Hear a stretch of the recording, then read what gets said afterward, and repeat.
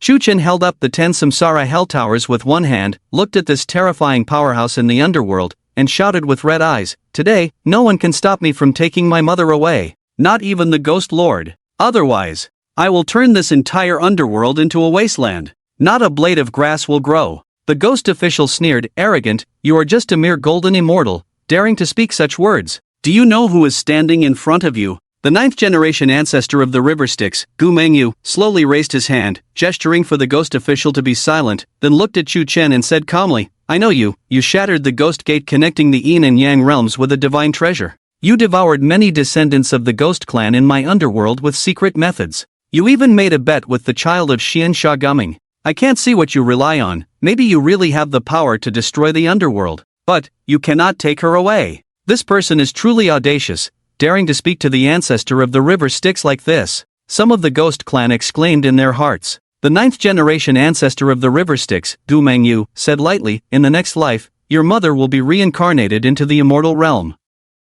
If you take her away like this, you will disrupt her destiny. Do you know how many lifetimes she spent planning all this?" Chu Chen, in an emotional state, said, "Immortal realm? What's so special about the immortal realm?" The 9th-generation ancestor of the River Styx, Gu Mengyu, said, "If you truly care for her, let her go. Don't make things more complicated. It's not good for you, or for her." Chu Chen didn't care about that. He just wanted to take his old mother Jiang Yueying home. With a thought, he summoned the gate of the myriad realms. Trying to leave? The 9th-generation ancestor of the River Styx, Gu Mengyu, slightly lowered his beautiful eyes, and as he raised his hand, a terrifying skull was conjured, which turned into a black light and shot towards Chu Chen. The terrifying pressure swept over, and Chu Chen suddenly felt weak all over, his eyelids heavy, feeling like he wanted to take a nap. That skull was the immortal ghost head left behind by the previous ancestor of the River Styx after his passing. Its power was terrifying. The 10 samsara towers shook violently. At the same time, a green dragon flew out from the ring on Chu Chen's finger, circling around him, roaring with a resounding dragon chant that echoed throughout the underworld.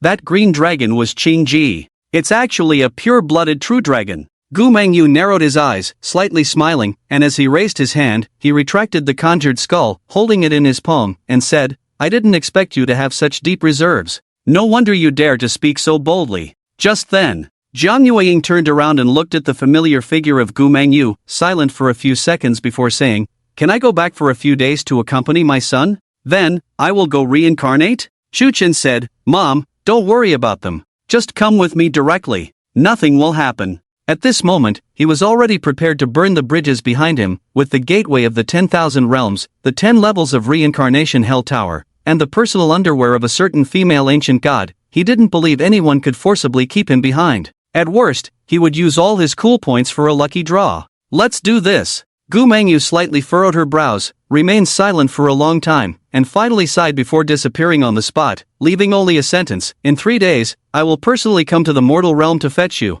In an instant, the entire cycle path returned to its usual calm, even the Yellow Springs River quieted down, without a ripple. All ghosts and lost souls relaxed their bodies, unable to help but sit down. That was the legendary 9th-generation underworld ancestor Gu Mengyu. One of the most ancient beings in the underworld, her seniority far exceeded that of the empress of the Rakshasa tribe, Xian Shagumon, by an unknown multiple. With a stomp of her foot, the entire underworld, even the entire 3 realms, would stir up endless waves. Mom, let's go! Shuchen quickly opened the gateway of the 10,000 realms and disappeared on the spot with his mother Jiang Yueying, leaving behind the ghost clans with shocked faces. The ghost official with imperial cultivation swallowed hard, wiped the sweat off his forehead, and with lingering fear said, if she is really the reincarnation of that person. By the banks of the Yellow Springs River, Luo Lai muttered to himself, I never expected even the underworld ancestor to appear. Beside him, Egudo widened her mouth, looking extremely surprised. Cousin, did I hear correctly?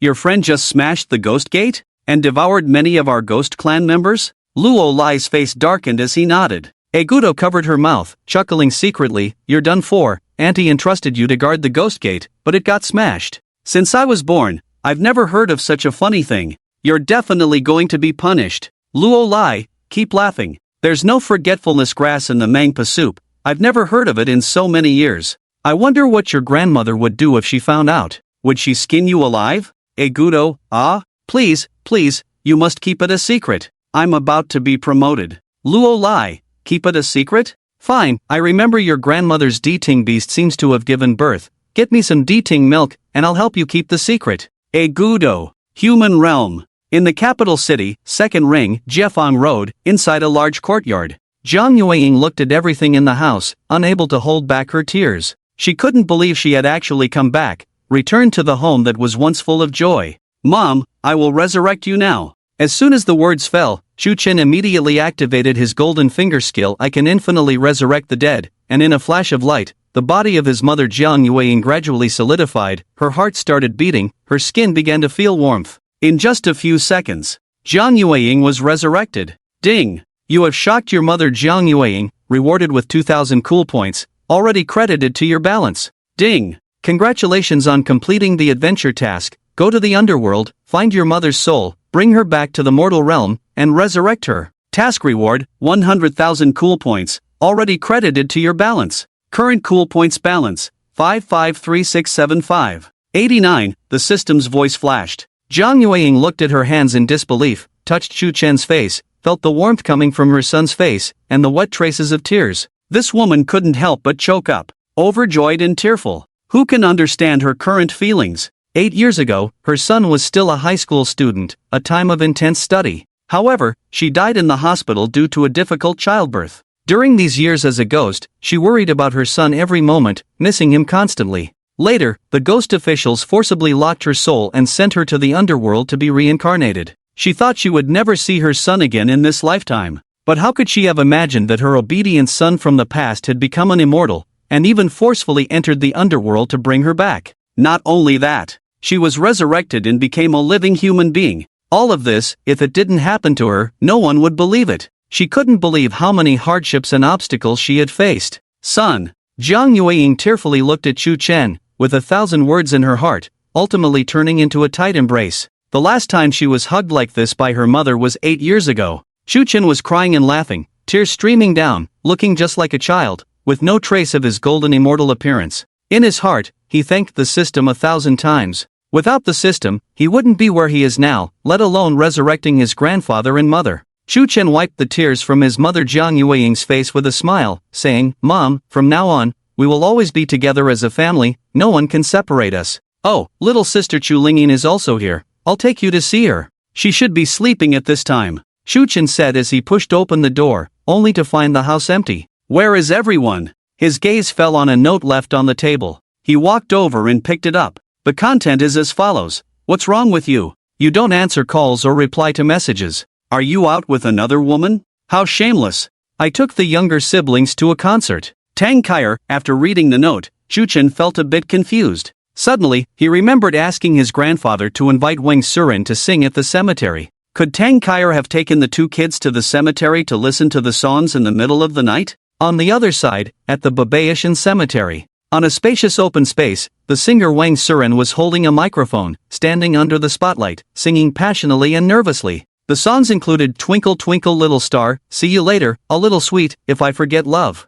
He sang with great dedication, more than ever before in his career. Why? Because in front of him were countless ghosts, now revealing their true forms, surrounding him. They were enjoying various offerings while listening to him sing. Most of these ghosts had pale faces, wearing funeral clothes, with sinister smiles. Some ghosts were disfigured, with twisted mouths and eyes, showing long tongues. Wow! There really are ghosts in this world. Wang Surin thought to himself that even if he were offered $1 billion, he would never accept such a performance at a cemetery. It was too damn scary. To be honest, his professionalism was high, but for an ordinary person, they would have fainted from fear long ago. But not him. He continued to sing, dancing as he sang, afraid that his performance wasn't exciting enough, which might anger the ghosts in the audience. "Susu, don't be afraid, they won't harm you." Tang Kaier sat in the front row, cheerfully shouting, waving a glow stick in her hand, listening with great joy. In middle school and high school, her favorite singer was Wang Surin. Unfortunately, her studies were too demanding,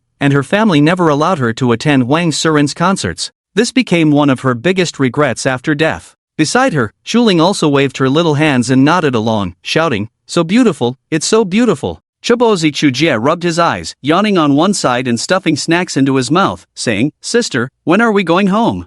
I'm sleepy." Shuling said, "Just a little longer, it's ending soon." Chobozi Chujie yawned again, "You've said that 10 times already." Just then, a crack appeared in the void in front of them, and Shuchen walked out with a woman. Goodness! Looking at the various ghosts all over the mountains, Shuchen was also surprised. When he came during the day, there weren't so many ghosts at Babao Mountain. Wait, do ghosts like concerts too? Is Wang Surin so charming? All fans? In fact, he didn't know that most of these ghosts weren't here for the concert. They had heard that a female ghost at Babao Mountain had been resurrected by an immortal, so they emerged from graves all over to come and find out. Coincidentally, they arrived just in time for Wang Surin's concert. Since they were already here, might as well listen to the concert. "Big brother!" Shuling shouted excitedly. Suddenly, she froze, staring blankly at the middle-aged woman next to Chuchen. An inexplicable emotion surged within her. Chuchen smiled and said, "Why are you standing there dumbfounded? Hurry, call her mom."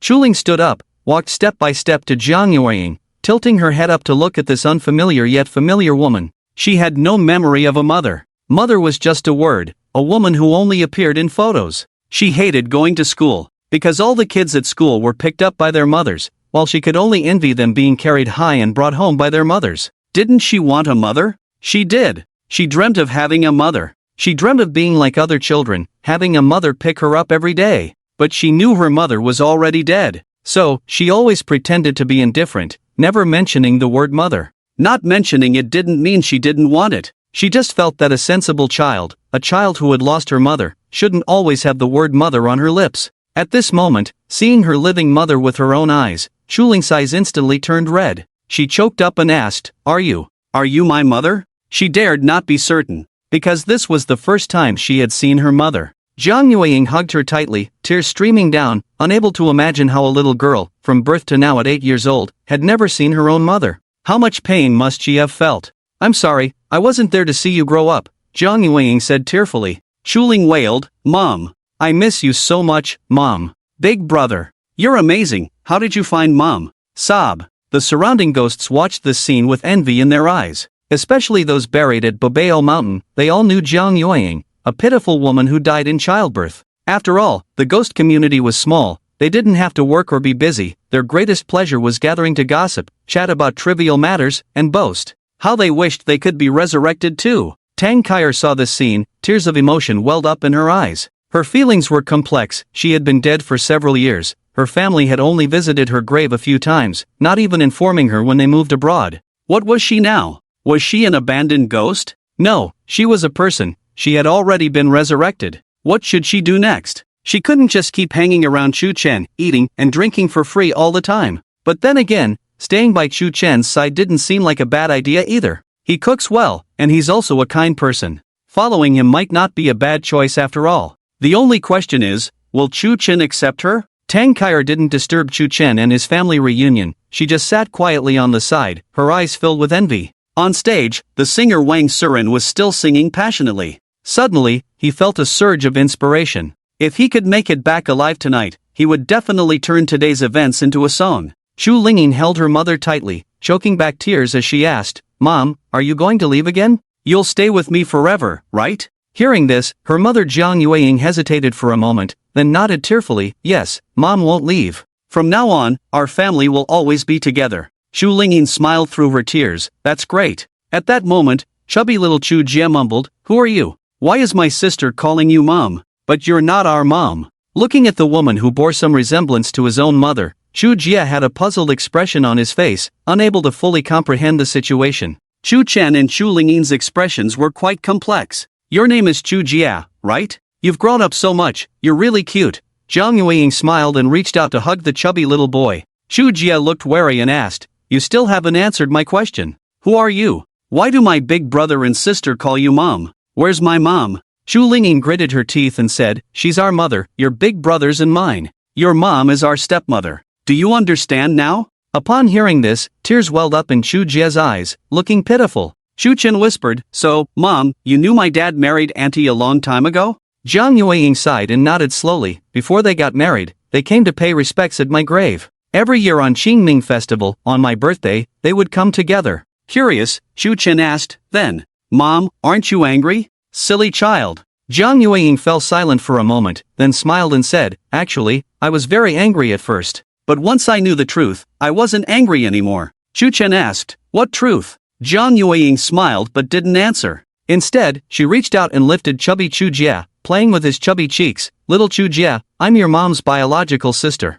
I was your dad's wife before. Your sister and big brother naturally call me Mom. And you should call me Mom too." Ha! 3-year-old Chu Jie, though intelligent, was still confused by the twists and turns of the conversation. He asked in a muffled voice, "Really? Should I call you Mom too?" Chu Lingyin, with a hint of threat, said, "Yes, quickly call her Mom." Startled, Chu Jie shivered and hurriedly said, "Mom. Mom. Good boy, so obedient." Jiang Yueying smiled gently, then turned to Chu Lingyin pretending to be angry. "You, stop bullying your little brother." Chu Lingyin defended herself, "I didn't, I'm good. I never bully anyone." Hearing this, Chu Jie wanted to complain, but a glance from Chu Lingyin made him change his words to flattery. Yes, my sister is really good. She's really good. She always takes care of me. Yes, she really takes care of him." On the side, Chu Chen was pondering the meaning of his mother's words earlier. What did she mean by not being angry once she knew the truth? What truth was she talking about? He was completely puzzled.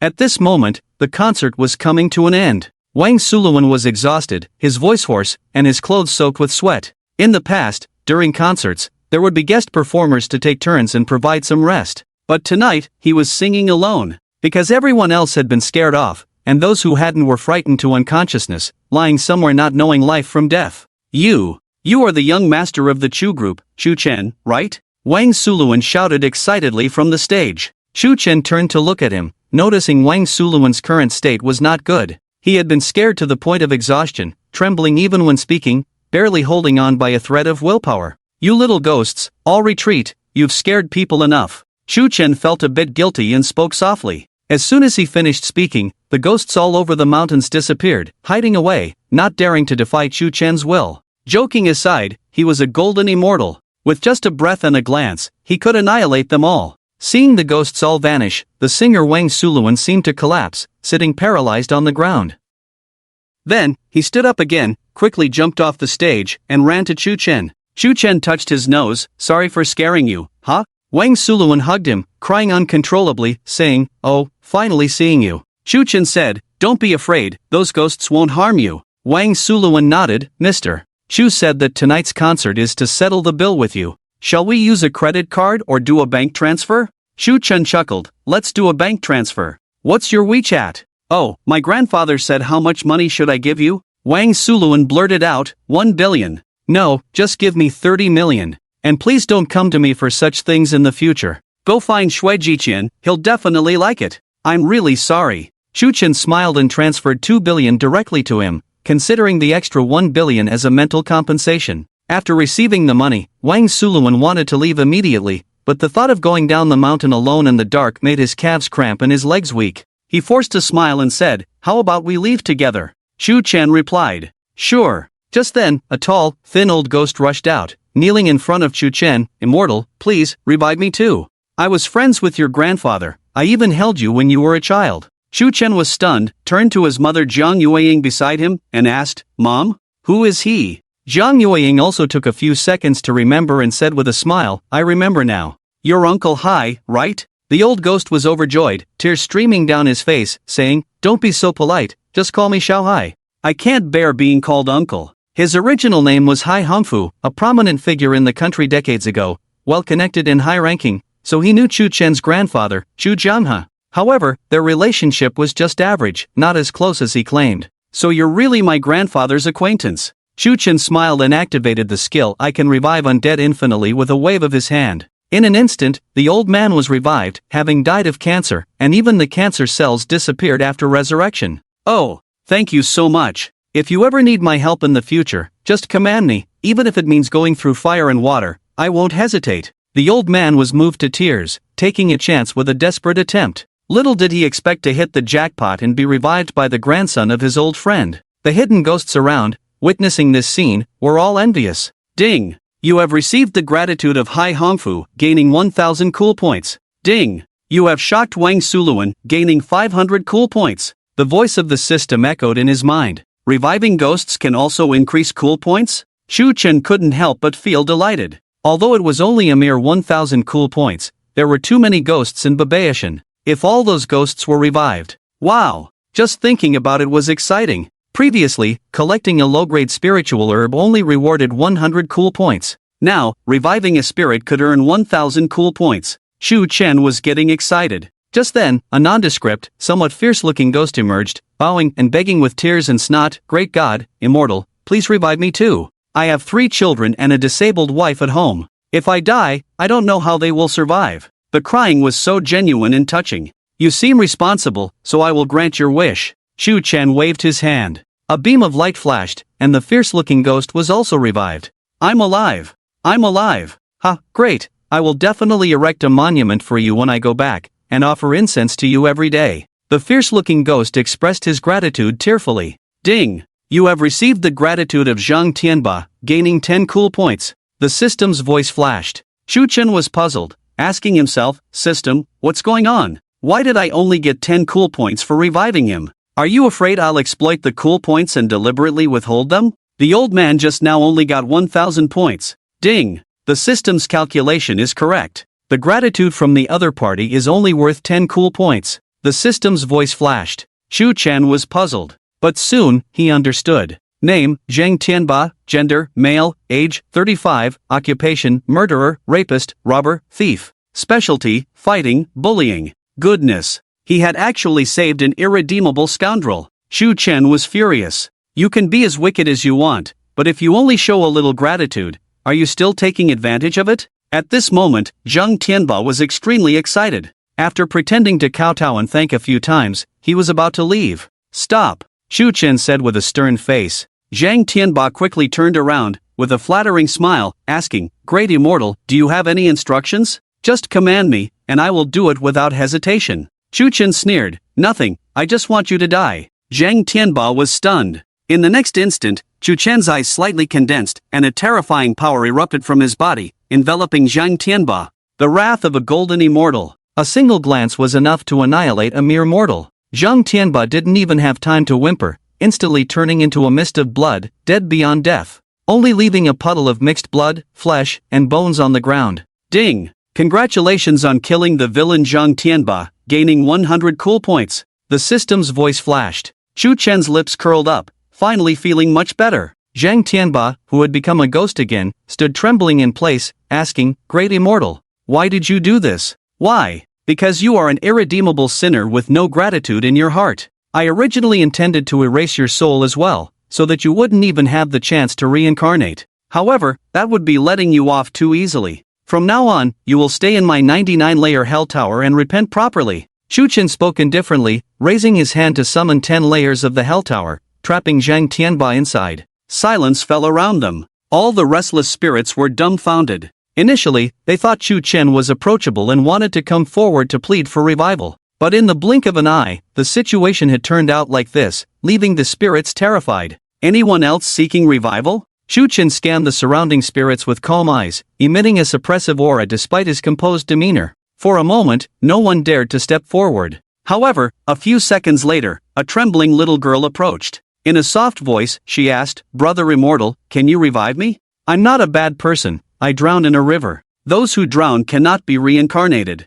I don't want to be a lonely ghost." Shuchen squinted at her wet appearance, guessing that the little girl was probably telling the truth. Tang Kaier also came forward, pleading, "Chu Chen, have mercy? She's so pitiful. Every Qingming festival, her parents bring lots of food and burn paper offerings for her. She can't finish eating as a ghost, so she shares with me. Until now, her parents haven't had another child." Shu Chen smiled. "Do you know each other?" Tang Kaier nodded, pointing to a conspicuous tombstone nearby, saying, "We were neighbors and got along well. Although she's younger than me, she's much stronger. With her protection, other spirits dare not trouble me." With that said, Shu Chen didn't inquire further and simply revived the little girl. The girl's name was Feng Muxu, from a notable family background. Her parents' family had great influence in the capital, allowing her to be buried in such a place as Babao Mountain after her death. "Thank you, Brother Immortal." Feng Muxu jumped with excitement. In the years since her death, she had been constantly yearning for her family, missing her parents every moment.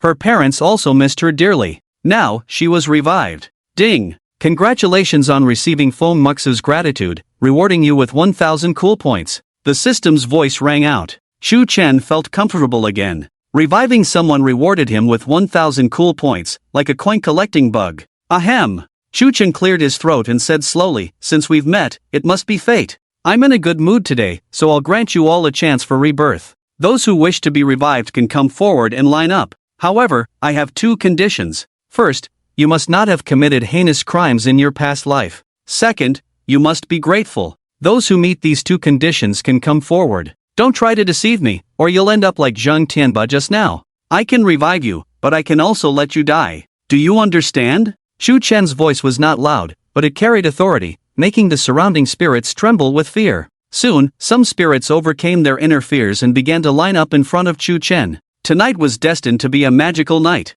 with a large number of dead people being revived. What impact would it have on the world? Although there were many spirits gathered at Babao Mountain, only a small fraction met the criteria for Chu Chen to use his resurrection skill. Some evil spirits tried to deceive their way through but were detected by the system. They were all collected into the 10 layers of the Hell Tower. Chu Chen discovered that killing evil spirits could also reward him with some cool points. In the end, he also killed those evil spirits who knew they couldn't be resurrected and didn't approach him. That night, he harvested 150,000 cool points, comparable to completing a major task. Current cool points balance, 703,235. 8. In just a few days, he had already accumulated 700,000 cool points, not far from the 1 million needed to upgrade the system. Morning news: early this morning, many deceased suddenly appeared on the streets near Babaishan. It is said that these people were all resurrected by immortals. Is there really immortals in the world? Are they really resurrected?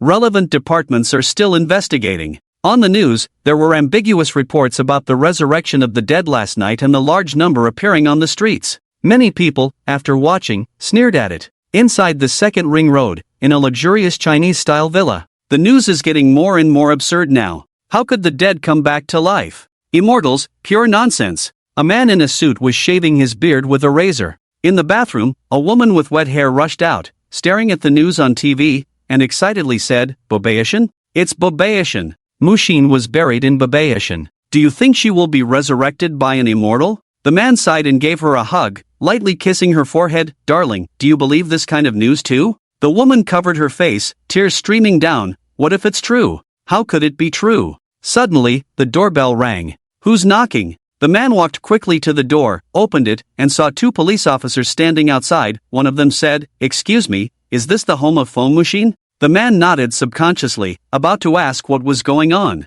The two police officers moved aside at the same time, revealing Feng Wuxin standing behind them. She cried out with red eyes, "Dad! Mu Xin!" The man widened his eyes, unable to believe it for a long time. The woman rushed out like crazy and hugged Feng Wuxin tightly. This scene was happening in many families. Some families, however, did not welcome those who had died and come back to life. For example, a man poisoned his wealthy wife a few months ago, took over all her property, and then quickly found a younger woman than him. He thought he could live a worry-free and carefree life for the rest of his life. However, his wife came back this morning, accusing him of murder and property usurpation. On the other side, inside the second ring road, Jiefang Road, a large courtyard, Chu Chen prepared a table of delicious breakfast, busy and happy. From now on, his family was complete, and he had no regrets. Life was good, more or less. "Mom, are you going to continue living with Dad in the future?" Chu Chen asked. His mother, Jiang Yueying, smiled slightly and said, "You don't need to worry about me and your dad.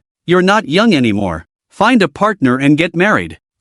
Chu Chen scratched his nose. He really wanted to say that he would never get married in his life. He casually asked, "By the way, you said last night that you wouldn't be angry once you knew the truth about Dad and Auntie? What exactly is the truth?" At this moment, there were only Chu Chen, Tang Kaier, and Jiang Yueying in the courtyard. Chu Lingyin and Chu Jie were still asleep after playing too late last night. Kids need more sleep for their development. And Dad Chu Nantian and Aunt Zhang Yulan had not returned yet. Tang Kaier ate her breakfast while listening intently, curious about the gossip. After a while, Aunt Zhang Yueying sighed and said slowly, "Don't tell anyone about this." Chu Chen quickly assured, "Mom, don't worry, I won't say anything." Tang Kaier added, "Aunt Zhang, I can keep a secret." Your aunt is a pitiful person." Aunt Zhang Yueying sighed, put down her chopsticks, and said, "Actually, Xu Jie is not your real brother." This revelation caused an uproar. What? Chu Chen was stunned, never expecting the truth to be like this. Tang Kaier, covering her mouth, hurriedly asked, "Then whose child is he?" Aunt Zhang Yueying's face showed deep sorrow as she explained, 3 years ago, Chu Chen's aunt fell in love with a scoundrel. They were together briefly, and she became pregnant. But later, that man abandoned her. At that time, the child was already 7 months old. If she had an abortion, it would have been risky for both the mother and the child. When his father found out about this, after hearing the whole story, Chu Chen was dumbfounded, unable to believe his father could be such a person. Anger surged within him. Aunt Zhang Yulan had always been kind to him, and their relationship was good. He couldn't believe she had suffered such a great injustice. Damn it! Mom, tell me who that scumbag is who hurt my aunt. I'll go kill him now, send his soul to hell, and let him never reincarnate. Chu Chen said angrily. Aunt Zhang Yueying shook her head. I don't know who he is. Your aunt told me about it herself, crying and begging for forgiveness at the grave. As for that man, it's better not to ask. She won't tell you. Just pretend you don't know anything. I'm telling you this because I'm worried about your relationship with your father. Regardless of whose child Chu Jie is, he is your brother now. The child is innocent. You must not do anything extreme, she advised. Chu Chen quickly promised, Mom, how could you think that of me? He is still my aunt's own son. I won't harm him, but that man, I will never let him off, even if my aunt doesn't tell me, I will find out in the future. Aunt Zhang Yueying nodded slightly with a smile. No need to wait. Let's find out now, Chu Chen thought and immediately contacted Ali. At this moment, in the sky above Jianghai City, in a space crevice, the super robot Ali was watching a movie, learning various human knowledge, including emotions. Suddenly, she received Chu Chen's message. Ali, there is something very important I need you to do.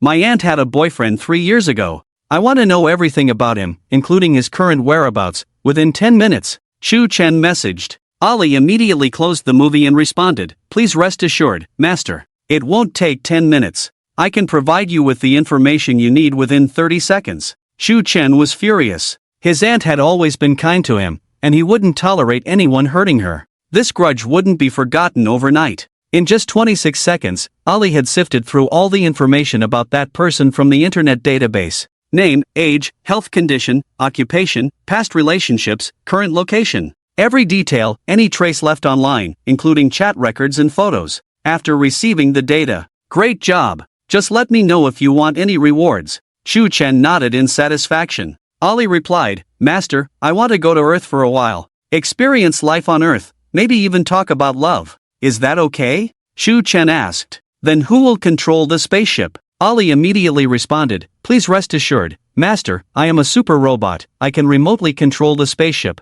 Whatever you command, I can fulfill it immediately. With that said, Shu Chen reluctantly agreed, saying, alright, you handle it yourself. Just don't do anything out of line. Ali reassured, please rest assured, Master, I'm just curious about human emotions. Shu Chen frowned, then sighed. Although Ali was just a robot rewarded by the system, he was also one of his companions. Despite their hierarchical relationship, he couldn't exploit labor too much. After breakfast, Shu Chen cleaned up, washed the dishes, and even mopped the floor. You, my child, you are an immortal. How can you do such things? Mother Jiang Yueying teased with a smile. Shu Chen chuckled, aren't immortals still human? Shouldn't immortals be aloof? Mom, don't worry about my cultivation level. I will always be your obedient son. This made Mother Jiang Yueying burst into laughter, but tears welled up in her eyes as she said, I've never made you do these chores before. My son, you've really grown up.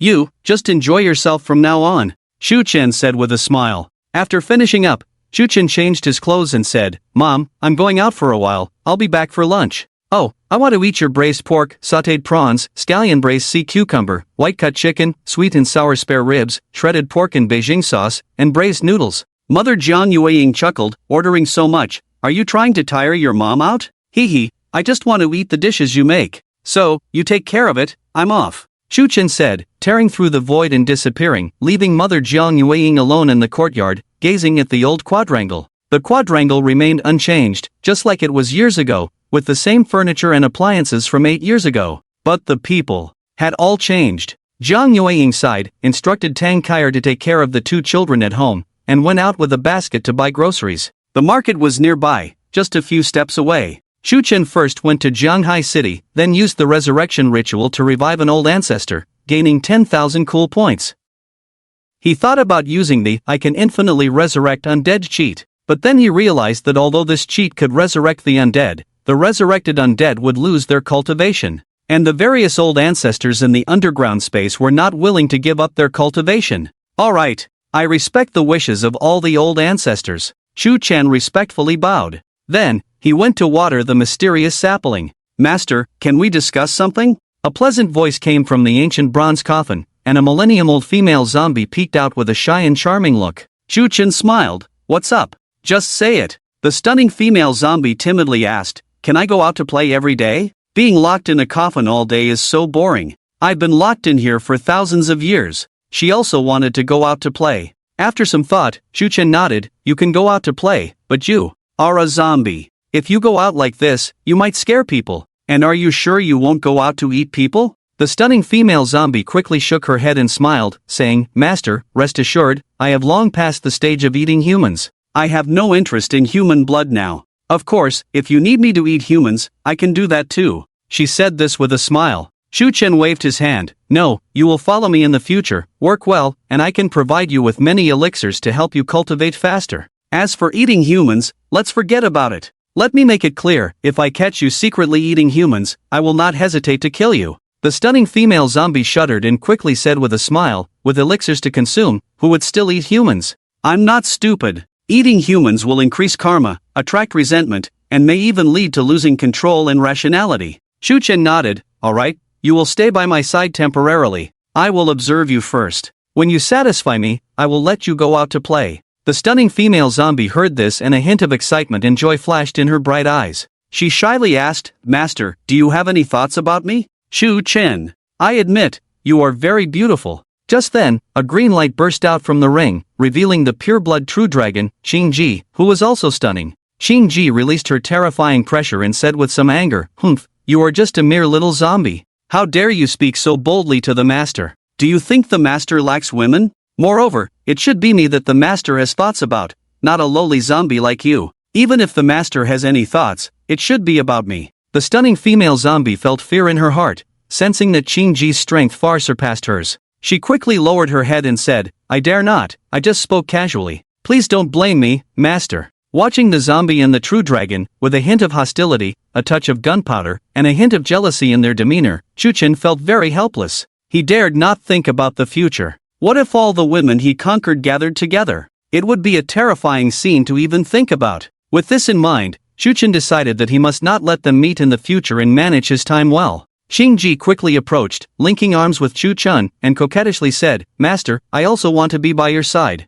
I don't want to be confined in the ring every day for cultivation. Her voice was soft and ticklish. Ahem. By the way, Shu Chen activated his perspective eye, and the scene was truly stunning. Shu Chen coughed. Alright, both of you will stay by my side. Please don't do anything out of line. Yes, master, the two women said simultaneously. By the way, what is your name? Shu Chen asked. After subduing them for so long, not even knowing their names, he felt quite negligent as a master. Beside him, the millennium-stunning female zombie lowered her head and softly said, "This servant's name is Yushu." Yushu? Why does that name sound so familiar? Shu Chen thought for a moment, then suddenly exclaimed, "Oh my god, are you from the Qin dynasty?" The stunning female zombie Yushu nodded. This servant was indeed born during the Qin dynasty. Master, do you know me? Shu Chen's fondness for her increased a bit more. After all, he had watched a historical drama in his childhood about a modern person traveling back to the Qin dynasty, featuring Princess Yushu. Do you know someone named Yi Xiaochuan?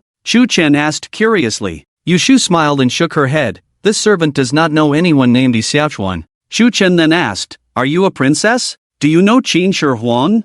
Yushu nodded, looking surprised. This servant used to be a princess of a small tribe in the north. Later, I was sent to the emperor of the Qin dynasty, Ying Zhang. Master, how did you know? Shu Chen took a deep breath and asked curiously, "Then why weren't you buried with Qin Shi Huang?" Yushu smiled and replied, "Emperor Qin was a good man. He didn't have any concubines buried with him. In his tomb, there is only the late Queen Zhang." Shu Chen pondered, "So, you were one of Qin Shi Huang's women. Did you have any children with him?" Yushu shook her head. "In fact, Emperor Qin never met me. He had too many concubines in his harem, like me, who were sent as tributes from small tribes since childhood." It made sense. A big shot like Emperor Qin, with countless beauties in his harem from the 6 states he conquered, probably didn't have the energy for such affairs as a mere mortal. Yushu continued, "Moreover, when I entered the palace, Emperor Qin had already started practicing immortality. He obtained an ancient cultivation technique. So, he rarely summoned concubines for attendance. If not for continuing the royal bloodline, I think he might have. Honestly, besides you, he was the most heroic and ambitious man I've ever seen." Bringing up this matter stirred Shu Chen's gossiping heart, and he quickly asked, "So, since Qin Shi Huang practiced immortality, did he really die? Or did he, like you, practice a form of necromancy?" Yushu shook her head. "Emperor Qin didn't die, as far as I know, and he didn't practice necromancy either." This news was explosive. Shu Chen couldn't help but exclaim, "What? He didn't die? Then who is buried in Mount Li now?" Yushu thought for a moment and said with a smile, "I'm not entirely sure about that, but I know he didn't die back then. The one who died was just a substitute he found. When the great Qin Empire fell, I saw him outside the palace. He looked very young and had already reached the Golden Core realm in cultivation. Oh, and there was Su Fu, his good brother." Hearing this, Shu Chen was a bit stunned. This information was too shocking. The legendary Emperor Qin Shi Huang, not dead, witnessing the glorious empire he built crumble before his eyes. What a real man! This was the so-called path of immortality, free from constraints? Perhaps, in Emperor Qin's mind, the empire wasn't as important as the idea of unification, ending the constant wars of the spring and autumn period. Shu Chen thought from another perspective, if he were Emperor Qin back then, he might not have had such a broad and great mindset. Thinking about this, Shu Chen couldn't help but feel a bit excited. He looked forward to the day when he might meet the legendary Emperor Qin Shi Huang. Just as he was thinking about it, his phone suddenly rang. Checking it, he saw a text message. Content: "Hello, this message is random. If it reaches you, it means we are destined. Let me tell you a secret. I am actually Qin Shi Huang. I didn't die. I time traveled. Yes, I traveled to modern times. I don't have money now, but if you transfer 500 yuan to me, I will tell you where a treasure is buried, filled with countless gold, ancient bronzes, and jade artifacts. Here is my account number. Hashtag hashtag. Hashtag hashtag hashtag. What the? Ali, are you joking with me?" Shu Chen messaged in disbelief. In a bath enjoying a massage, Ali was puzzled and replied immediately, "Master? What are you talking about? Joking about what?" "Shu Chen, it's nothing. Carry on with your work." Without much thought, Shu Chen transferred 50,000 yuan to the sender. Ding! You have received 500 shock points for being scammed by the fraudster Li Taizhu from Mianbei. The system's voice flashed. Worth it. Shu Chen smirked, then pocketed his phone. At this moment, Yushu, who had just finished trimming her nails, smiled and extended her hands, asking, "Master, is it okay to trim my nails like this?" Originally, her nails were several inches long, sharp enough to kill someone with a casual poke. For safety reasons, her nails had to be trimmed. The The trimmed nails were not wasted. This stuff was extremely hard, very sharp, and had a terrifying toxin, suitable for refining tools or even using directly as weapons. Although it was of no use to Chuchen, it could be given to someone else. Chuchen nodded in satisfaction. Not bad, keep your nails this length from now on.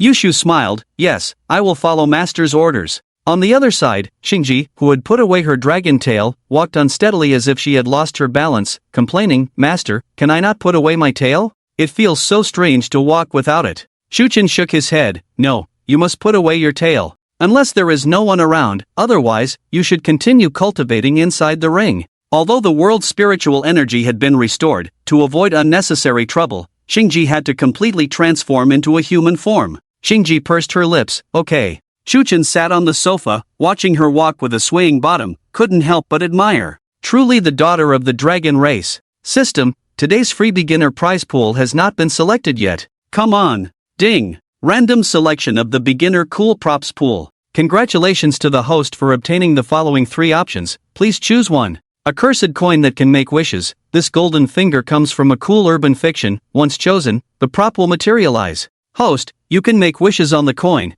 but it will also consume your luck value to fulfill your wish. Note, wishes cannot be too outrageous, otherwise the cursed coin cannot fulfill them. Heart-eating goo insect egg. This golden finger comes from a cool martial arts fiction. Once chosen, the prop will materialize. This insect egg can hatch into a heart-eating goo insect, which loves to eat the hearts of unfaithful people. It can parasitize in a human heart through blood, slowly devouring the heart. The process lasts for 3 days, and the parasitized person will feel endless pain every moment, wishing for death. Note, if the victim is unfaithful, their pain will be multiplied 1,000-fold. Top quality divine fishing rod. This golden finger comes from a cool fishing entertainment fiction. Once chosen, the prop will materialize. This fishing rod can catch giant creatures weighing thousands of catties, never breaking, and has a luck bonus, allowing the user to never return empty-handed. Note, the cool fiction props refreshed daily will not disappear and can be purchased with cool point values. The system's voice flashed. A wishing coin? System, is this thing useful to me?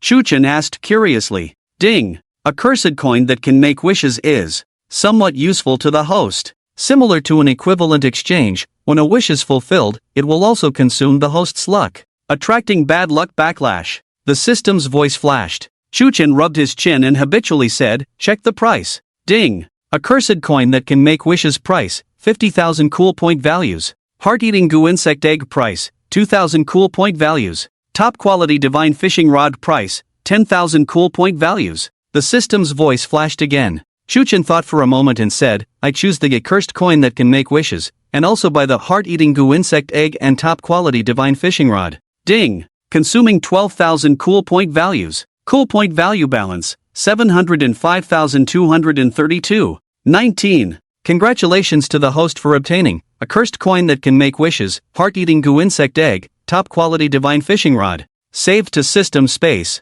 The voice of the system flashed. Chuchen immediately placed the heart-devouring goo insect eggs into the beast taming garden for cultivation, and in the blink of an eye, this thing reproduced countless times. It seems like I've discovered an incredible bug. Chuchen muttered to himself, chin in hand. Although the max-level beast taming garden is not expensive, its effect is truly invincible, like the heart-devouring goo insect eggs, which reproduce at an extremely fast rate. In the blink of an eye, tens of thousands had already reproduced. If given a few more days, hundreds of billions would be bred, and once released, the Earth would be doomed in an instant. The more Chuchen thought about it, the more excited he became, saying to himself, indeed, the insect race is the strongest. If I find a powerful exotic divine insect for breeding in the future, I dare not imagine. After selecting from the prize pool, Xingji and Yushu were also almost ready. They changed into modern clothes, still exuding a kind of enchanting beauty. One's temperament is not easily changed by clothes.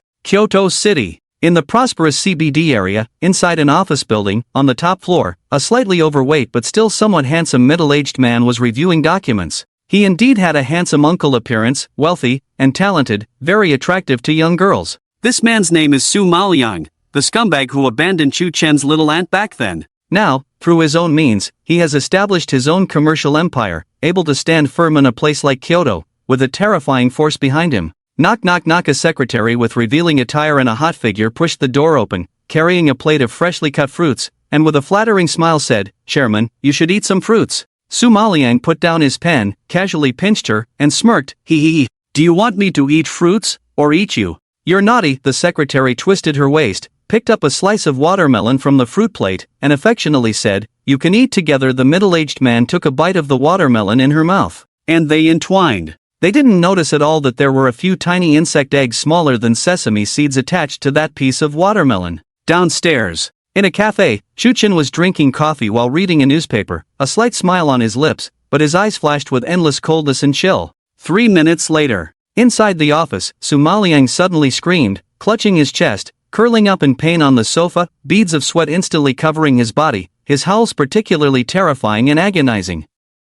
The heart-devouring goo had struck. The pain this thing brought was tens of thousands of times more excruciating than being burned all over by flames, not even qualifying for unconsciousness. Some pains, the brain can automatically block, even enter a state of shock to reduce the pain. But the heart-devouring goo is different. It gnaws at the heart and releases a toxin that travels through the bloodstream, corroding the entire body, causing an incredibly painful bursting sensation. The female secretary sitting on Su Maliang was pale with fear, and she hurriedly shouted, Chairman, what's wrong with you?" She had only shouted twice when the heart-devouring goo inside her also struck. The agonizing screams of the two quickly alarmed the staff outside, who knocked on the door and asked, "Chairman, are you okay? Do you need us to come in?" Su Maliang was already in unbearable pain, not caring about his disheveled appearance, and shouted, "Come in quickly, call an ambulance." The staff forcefully broke open the door, and upon seeing the scene inside, they didn't say anything, quickly calling for an ambulance. Soon,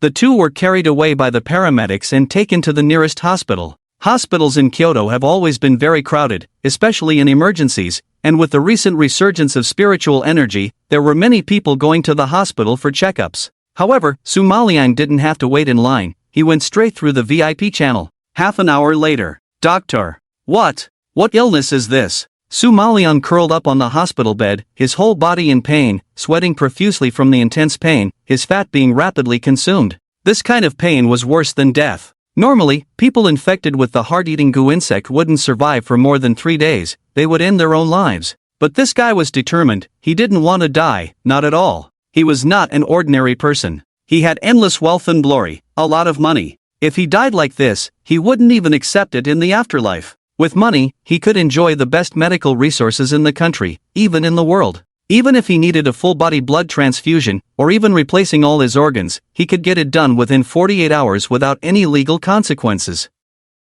The experienced doctor looked at the blood test results and CT scans in his hands, frowning in silence. After decades in the field, it was the first time he encountered such a terrifying situation. He didn't say a word. Just then, on the next hospital bed, the young and attractive female secretary couldn't bear the pain of the goo insect anymore. She screamed, tore at herself, jumped out of bed, and rushed towards the open window. Without a second of hesitation, she jumped out of the window. A loud bang. Downstairs, passers-by were shocked by the young and attractive female secretary's shattered body lying on the concrete floor, making the surrounding crowd nauseous. Not far away, Chuchen coldly watched everything, a smirk on his face. Serves her right. According to the information passed on by Ali, the secretary who jumped off the building was not a good person either, with a criminal record and a penchant for killing. Yes, killing. Being able to work as a personal secretary for a business tycoon like Su Maliang, she was not an ordinary person herself, with multiple identities.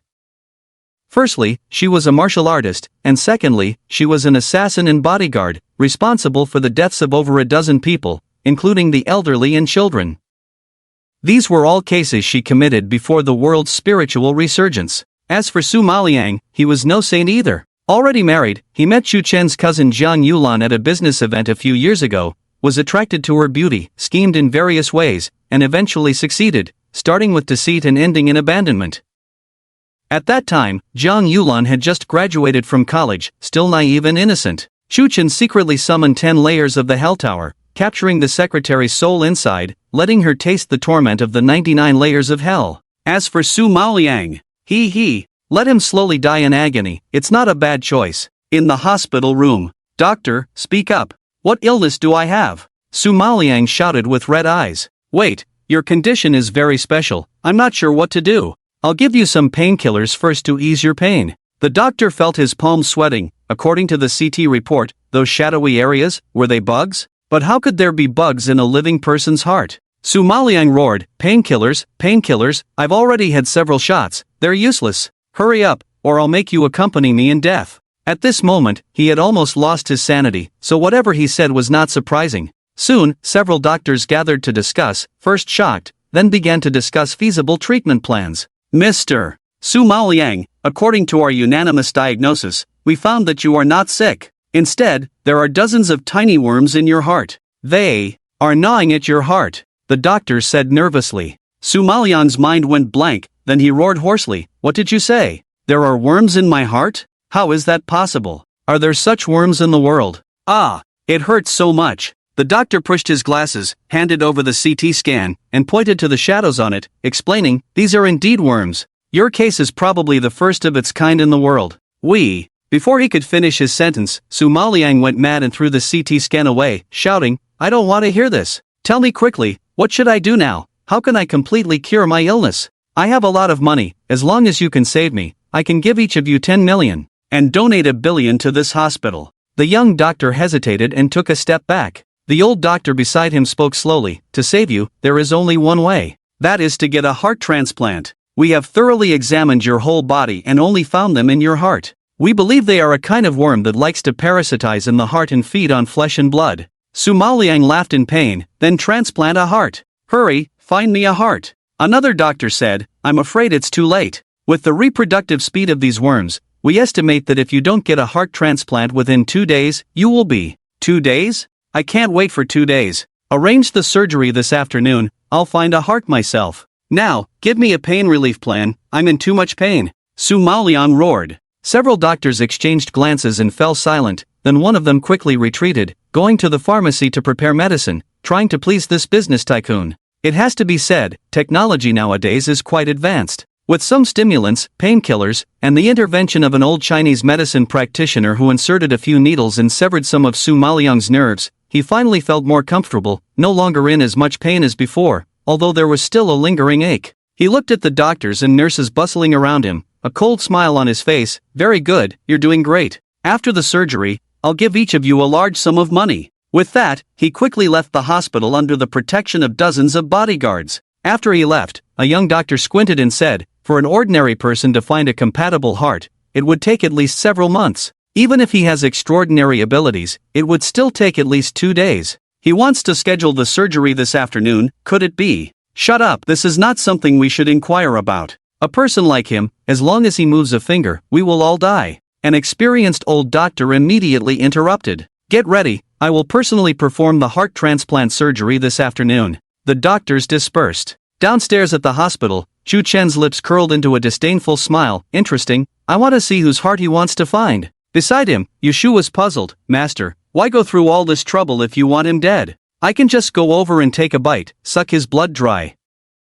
Chu Chen's lips twitched. Do you like drinking blood? Yushu awkwardly smiled, scratching her cheek. Actually, I haven't drunk much. Every time I drank, it was from bad people. Shu Chen rolled his eyes, naturally not believing what she said, and coldly snorted, I don't care what you were like before, if you follow me, you must control yourself. Yushu coquettishly said, got it, master, glancing at the time. It was already 10:30, almost time to go home for dinner. Shu Chen secretly instructed Ali, saying, keep an eye on Su Maoliang for me. If anything happens, inform me immediately. I want to know all the details about him. Ali replied, don't worry, master, I'm watching him. At this moment, Second Ring Road, Liberation Road, a large courtyard. The kitchen was filled with the aroma of food, accompanied by the clanging of spatulas. Under the grapevine in the courtyard, a round table was set with various dishes. Cold dishes, hot dishes, stir-fries, soup bowls. Creak. The vermilion gates slowly opened. Two people walked in hand, chatting and laughing. They were Chu Chen's father, Chu Nantian, and his aunt, Zhang Yulan.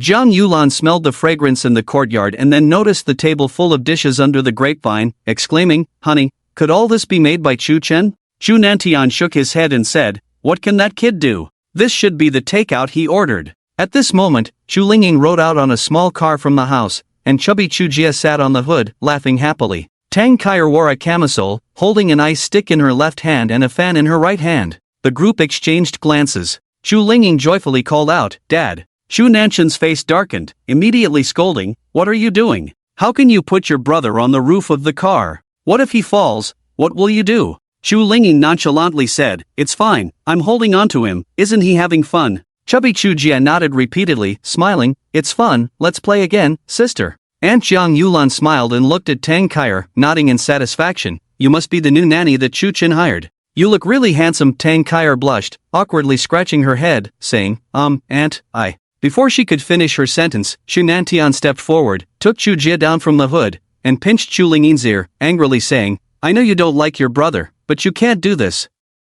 He's so young, what if he falls and gets hurt? How will you explain to your mother? Chu Lingyin's eyes instantly welled up with tears, crying, She's not my mom, my mom. Shut up, you're getting more and more unruly. Xu Nantian shouted. What are you doing? It's normal for children to play around, nothing happened. Let go quickly. Aunt Jiang Yulan hurriedly went up, hugged Chu Lingyin, pushed away Chu Nanshan's hand, and comforted Chu Lingyin. It's okay, don't be angry with your dad. He's just like that. Chu Lingyin wiped her tears, pushed her away ungratefully, shouting, You're not my mom, I have a mom. Mom, come quickly. She shouted. You, this child, are getting harder to manage. I must discipline you properly today. Seeing her being unreasonable, Chu Nanshan's face grew darker, about to explode. Suddenly, a heavy sound of a spatula hitting something came from the kitchen. The sound was loud. Dad Xu Nantian thought it was his son Chu Chen messing around in the kitchen, deliberately making such a commotion. He turned around, walked quickly towards the kitchen, wanting to vent his anger on his son Chu Chen. He thought Chu Chen, as the elder brother, was too irresponsible, allowing Chu Lingyin to bully his brother. Wasn't he just asking for trouble? But as he reached the kitchen door, his steps froze instantly, his eyes showing shock, joy, confusion, like a statue standing there. Aunt Jiang Yulan, afraid he would scold Chu Chen, hurriedly followed. When she saw the person in the kitchen, she also froze. At this moment, in the kitchen, Mother Jiang Yueying's face showed no smile as she stirred the pot, scooping the freshly cooked shredded pork with Beijing sauce onto a plate, then wiping the sauce droplets on the edge of the plate with a tissue. Sis. Young Aunt Jiang Yulan's eyes were red and teary, trembling as she ran a few steps to her sister, reaching out to touch her sister's cheek in disbelief, exclaiming, Sister, is it really you? Jiang Yueying's eyes welled up with tears as she nodded slowly, Little Lan, I'm back. The words Little Lan, I'm back instantly pierced Jiang Yulan's heart. She felt like a guilty little girl, turned her head in shame, then ran out of the kitchen without looking back, picking up Chu Jia from the yard and leaving. She missed her sister and hoped for her return. But as a younger sister, she couldn't face staying in this house, let alone acknowledge her sister Jiang Yueying. Jiang Yulan swiftly disappeared with a few quick steps. What are you standing there for? Go after her. Mother Jiang Yueying shouted anxiously, leaving the spatula behind as she rushed out of the kitchen, fearing her sister might do something foolish. Xu Nantian stood at the door motionless, his mind blank. Then he grabbed Jiang Yueying, his eyes red with tears, and asked, Who are you, really? Jiang Yueying looked at him and said, Who else could I be? Who do you think I should be? You can't be her, she's already dead, Xu Nantian murmured, unable to believe that his deceased wife had returned.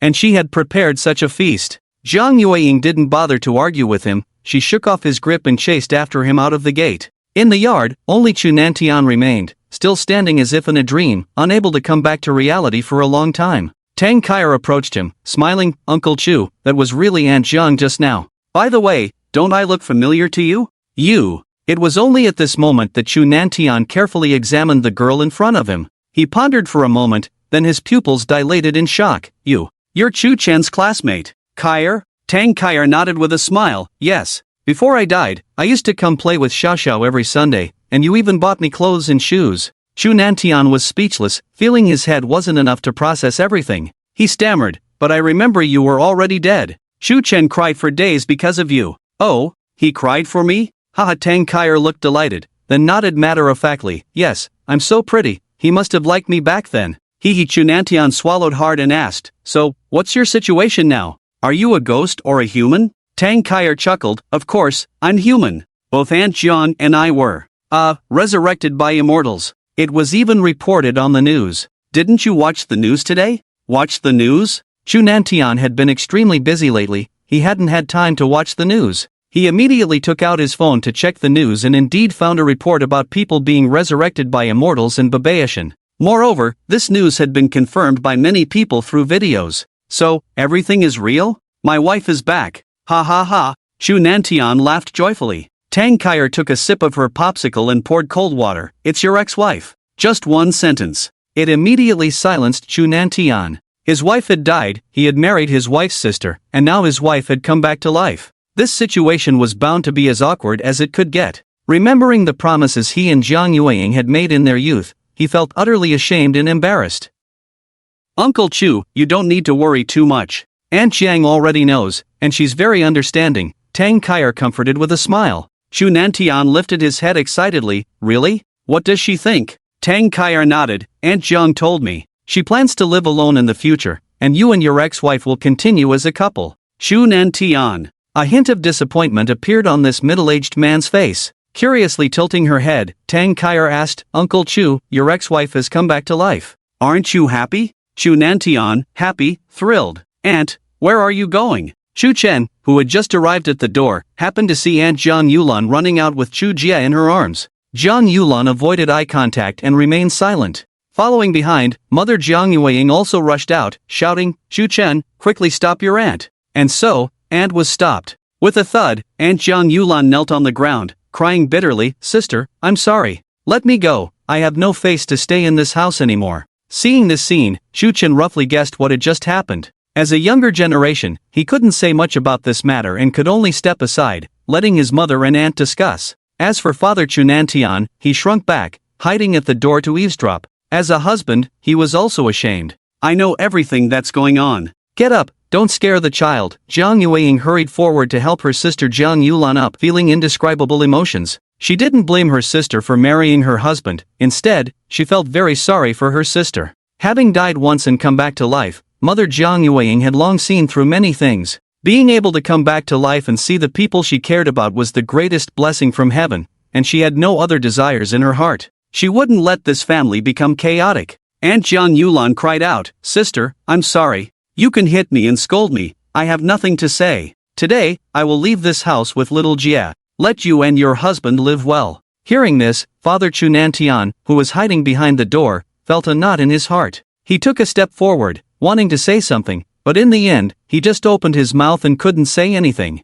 Over the years, he had already built an emotional bond with Jiang Yulan. He deeply loved Jiang Yueying and also loved Jiang Yulan. Calling him a scumbag wasn't entirely accurate, but saying he was a gentleman seemed a bit far-fetched. Jiang Yueying said sternly, If you still recognize me as your sister, let's have a good family lunch. I won't dwell on the past, and you and Nantian can continue living together. If you're unwilling, you can leave now, and consider me no longer your sister. I won't stay in this house either. She said this decisively, leaving both Chu Nantian and Jiang Yulan stunned. At this moment, Chu Chen stepped in, smiling to diffuse the tension. Aunt, quickly get up. Mom just got back. What's all this commotion about among us? Chu Lingyin followed her older brother's lead. Yeah, Aunt, come quickly and have lunch. The food is getting cold. After some persuasion, Aunt Jiang Yulan finally stood up from the ground, her eyes red and avoiding eye contact. This lunch, only Chu Chen, Chu Lingyin, Chu Jie, and Tang Kaier enjoyed it to the fullest. As for Father Chu Nantian, he didn't dare say a word, behaving like a meek little quail.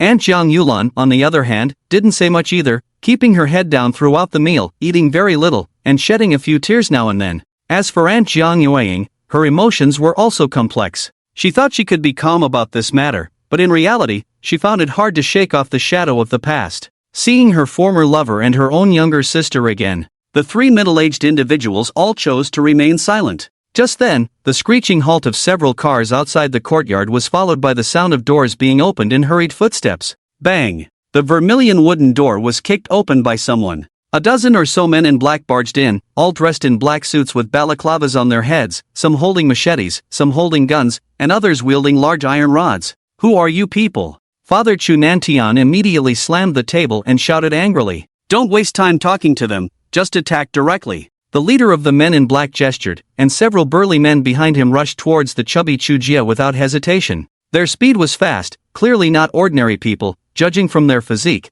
they were probably martial artists. Aunt Jiang Yulan turned pale with fright and quickly shielded her child with her body. Unexpectedly, Father Chu Nantian reacted swiftly, kicking down one of the approaching men in black with a swift motion, coldly saying, daring to cause trouble on my Chu family's territory, have you all lost your minds? Interesting, I didn't expect you to be a martial artist too. The leader of the men in black squinted his eyes, a hint of disdain on his lips, and slowly said, but unfortunately, you are alone. Are you sure you can protect everyone here? As he spoke, he pulled out a handgun from his pocket and aimed it in the direction of Chu Chen. The man in black sneered, I know your Chu family has some influence, but there's no choice, someone offered too much money. Now I'll give you two choices. First, you resist to the end, and I'll shoot your son dead right now. Second, you hand over this child to me, and we'll leave immediately. After all, he's not your biological son. With these words, Aunt Jiang Yulan's expression instantly turned ugly. If she still couldn't figure out who wanted to take her son Chu Jie away, then she would be too naive. The person trying to take her son must be his biological father, that scumbag Su Maoliang. Chu Nantian frowned and shouted, if any of you dare to shoot today, I swear as Chu Nantian, I will make sure all of you are buried with me. Ha ha ha. The men in black burst into laughter, pointing the gun at Chu Chen, saying, it seems you have made your choice. In that case, all of you shall die. Just as he was about to shoot. No! Take the child and go. Aunt Jiang Yulan shouted, holding chubby Chu Jie and moving forward, each step filled with agony. I'm sorry, I've changed my mind. All of you shall die. The man in black showed a cruel smile on his face and pulled the trigger without hesitation. Bang! The gun spat out flames, and a bullet shot towards Chu Chen's forehead. Son! Chu Nantian shouted in shock, his eyes red, looking back. To his surprise, Chu Chen didn't even lift his head. Suddenly, a stunning woman in red appeared beside him. The woman reached out with her jade hand and effortlessly caught the bullet flying towards them. The woman in red was none other than the Millennium female corpse hidden in the ring, Yushu. Catching a bullet barehanded? Who are you? The man in black's pupils constricted. As a martial artist, he keenly sensed a dangerous aura emanating from this woman.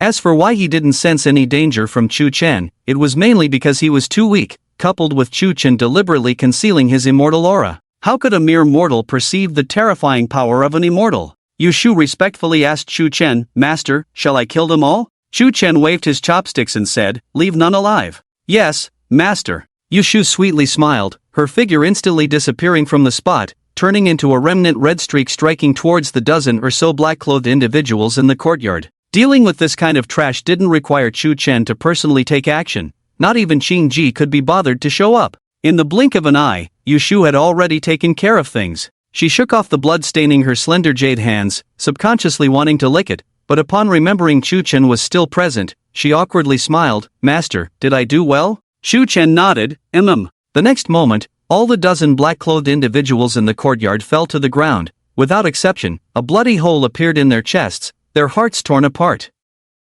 No unnecessary words, all dead. The courtyard was filled with a bloody smell, blood flowing on the ground, dyeing the entire floor red. Aunt Jiang Yulan, seeing this scene, turned pale with fear, feeling nauseous. Don't make such a mess next time, Chu Chen casually remarked. A shock of immortal power. Flames ignited on the bodies of those black-clothed individuals, turning into ashes in an instant, then blown away by the wind outside the courtyard, erasing all traces of the bodies. Yushu lowered her head, respectfully saying, Understood, Master, ding. You have shocked Aunt Jiang Yulan, gaining 1,000 delight points. Ding! You have shocked Dad Chu Nantian, gaining 1,000 delight points. Current delight points balance, 707334. 19, the system's voice flashed. You! Dad Chu Nantian opened his mouth, looking incredulously at his son Chu Chen and the suddenly appearing stunning woman in red. Finally, he asked, Are you really my son? This matter would raise doubts in anyone. The son who was once considered useless, when did he become so terrifying, even taking such a beautiful female assassin as a servant? Dad, even if I tell you now, you might not believe it. Let's not ask about it, Chu Chen said with a smile. Chu Nantian fell into silence, seriously examining his son for the first time, realizing he knew too little about him, to the point of feeling like a stranger. Lately, there had been many absurd news in the media. People practicing in thunderstorms, flying through the sky, controlling flames. Even old sows could speak. This world had truly changed. It had become unbelievable. Things happening were no longer a cause for surprise. After all, even the dead were coming back to life. What else was there to be amazed about? After a long time, Shenantian sighed and slowly said, This world has truly changed. On the other side, lying on the operating table, preparing for a heart transplant, Su Maliang received a message and immediately roared, What? You can't even catch a child, are you all useless? I pay you so much salary every month, is it for you to eat for nothing? From the phone came a trembling voice, Boss, they're all dead. Chu Nantian somehow found a mysterious expert. In one go, Scar and the others were all killed. Even the bodies were inexplicably burned to ashes by flames. The other party is likely a recent appearance of an ability user. Luckily, I didn't go in, otherwise, I would have died too. Useless, they're all useless. Su Maliang furiously smashed the phone to pieces, the pain in his chest causing him to momentarily lose his composure. He shouted, an ability user, if Chu Nantian can afford to hire him, so can I. Quick, contact that guy for me, tell him, I'll give him 10 billion. Yes, boss. Beside him, a steward nodded respectfully and withdrew. At this moment, the chief surgeon opened the door and inquired, Mr. Su, when can we expect your heart to arrive? We need to schedule the surgery based on the timing. Su Maliang, with red eyes, shouted, it's almost here, just wait a bit longer. That's my son's heart, it must be the most suitable for me. Alright, the chief surgeon closed the door expressionlessly and left, feeling extreme disdain inside, cursing the man as scum for resorting to using his own son for survival. Nearby, the assistant surgeon frowned and asked, Chief, how old is his son? Did you ask? If he's too young, a heart transplant won't be possible. The chief surgeon recalled this and turned back in surprise. He wouldn't be foolish enough to want to use a child's heart, would he? The assistant surgeon suggested, why don't you go ask? The chief surgeon frowned. Deep down he didn't want to ask, but as the chief surgeon, he had to clarify such crucial information. So, he turned around, pushed open the door of the ward again, and asked Su Maliang, Mr. Su, if I may ask, how old is your son this year? Su Maliang, breathing heavily, gritted his teeth in pain and said, he's 3 years old. Why? 3 years old? Using a 3-year-old child's heart to replace an adult's heart? And it's his own son? This person. He's worse than a beast. Mr. Su, are you saying you want to undergo a heart transplant using a 3-year-old child's heart? The chief surgeon asked, suppressing his displeasure. Of course, why not? Can't it be done? Su Maliang impatiently shouted. The chief surgeon chuckled in exasperation, shaking his head, Mr. Su, even if the child is your son and there's no rejection reaction with your body, he's too young. Even if his heart is placed in your body, it won't be able to circulate your blood. Su Maliang raised his eyebrows and shouted, just put it simply. The chief surgeon maintained a cold smile. What I mean is, a child's heart will work. You need to find an adult's heart, at least 18 years old. Su Maliang trembled with anger and hastily said, why didn't you say so earlier? Quickly get me a heart from the database, I want the surgery now. The chief surgeon shook his head, I'm sorry, we've already checked for a match. Currently, there's no suitable heart for you. Ha ha ha. Su Maliang suddenly burst into laughter, coldly saying, what a joke, I have plenty of money. Just wait, I'll arrange it now. My blood type is AB, not a rare type. There are plenty of people with my blood type. This afternoon, I will have a heart transplant. Before he finished speaking, the door of the ward was kicked open. Walking in was a young, handsome man with extraordinary bearing, who spoke slowly, you're right, there are many people who match your heart. Su Maliang scrutinized him and asked, who are you? The young man smiled, let me introduce myself, I'm Chu Chen, and the heart-eating goo in your heart was placed by me. What? It's you! Su Maliang shouted with red eyes, grinding his teeth.